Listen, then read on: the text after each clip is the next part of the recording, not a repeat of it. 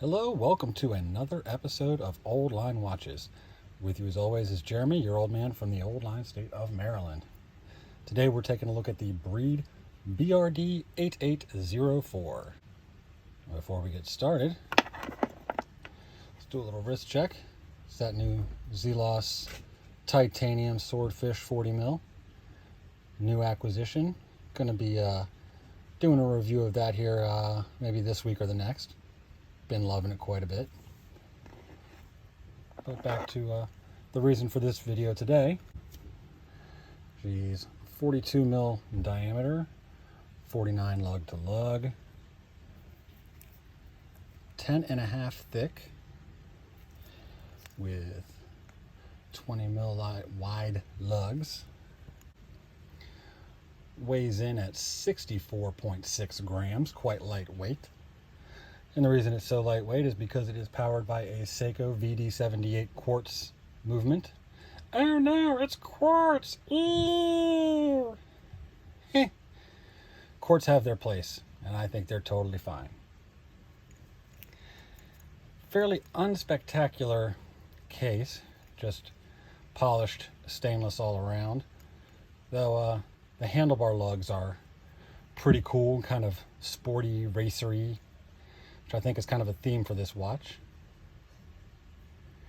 It supposedly has a non-glare mineral crystal, which seems to be the case. It's fairly legible from multiple angles, even though it does have a little bit of reflecto in it. But all in all, for a pretty low-end watch like this, that's pretty great. 4 o'clock crown. Maybe it's paying a little homage to the Seiko under the hood there. On the case back, we've got the name, breed, your 50-meter water resistant, Japan quartz, stainless steel back. Not a whole lot they can brag on with this thing. It is pretty basic.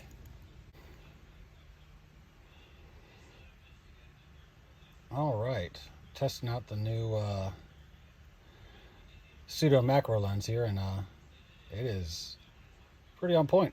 I like it.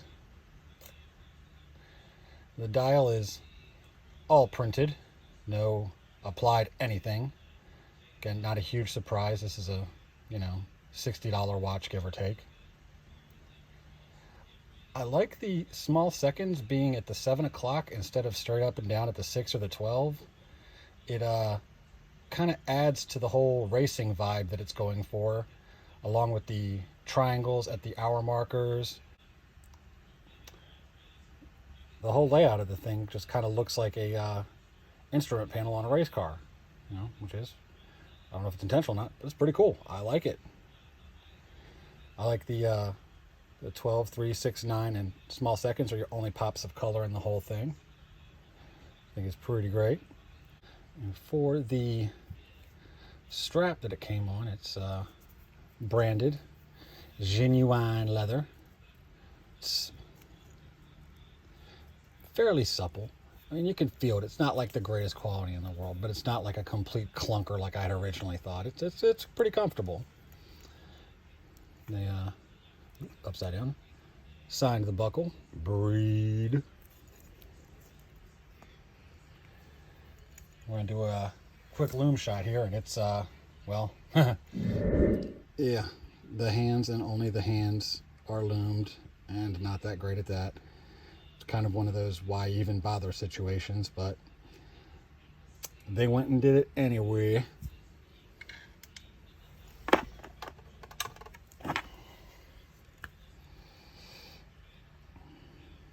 No time grapher for this one today because, well, it's a quartz. As for complaints, honestly, the biggest one is the dial. I would have loved to have seen even just applied for the big Arabics. They could have left the 13 through 24 printed on there, but just a little something would have really made this even more special than it already is. And for, again, for a budget watch, this is pretty special. This is a really, really nice watch. Let's take a look at it on the wrist, won't we? And here it is on my 6 3/4 wrist. Even with the 49 mil lug to lug, it's still nice and comfy. Doesn't look bulky or odd. Doesn't sit weirdly on the wrist. I rather like it. I think I'm not sure. This might be the subject of a future giveaway. We're still in the middle of one right now, so not yet. Speaking of, head back over to the previous video, the review of the Pagani Design Watch, and follow the instructions there for a chance to win it for free. Well, until then, next time, this is Jeremy, your old man from the old line state of Maryland, signing off.